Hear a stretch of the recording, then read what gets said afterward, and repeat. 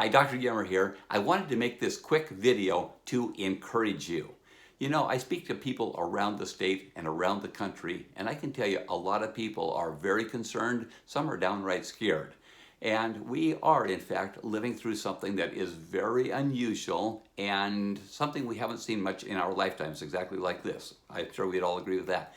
But I also wanted to let you know something, and that is that it's often a little different than we are told.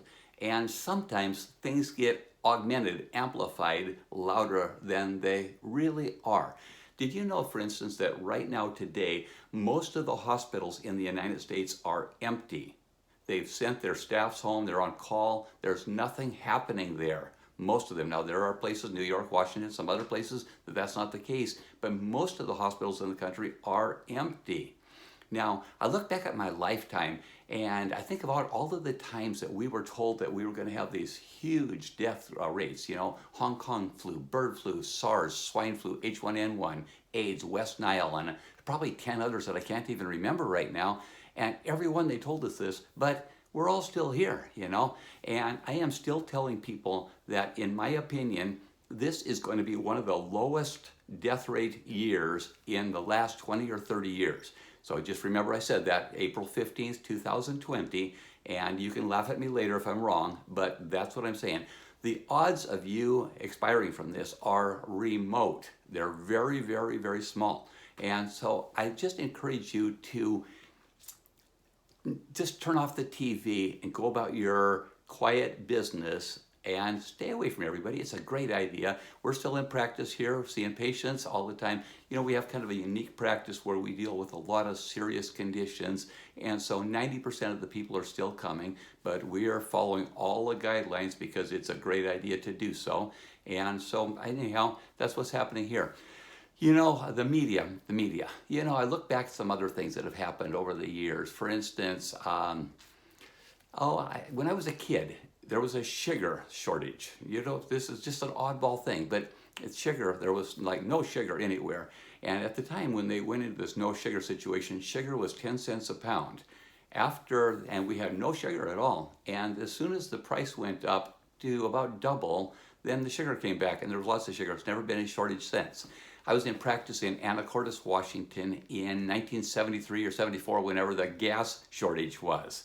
And I don't know if those of you remember it, like just for the younger people, it was kind of an interesting time then too, because most of the gas stations were closed. The ones that were open, they would let you come either a Monday, Wednesday, Friday, or Tuesday, Thursday, Saturday, depending on what your license number started with. And you could only have so much, and it was all of this type of stuff going on. Well, like I said, I practiced in Anacortes. I had a dozen patients that worked at Arco or Shell refineries there. And they were sent home because there was nothing to do. But here's what we weren't told.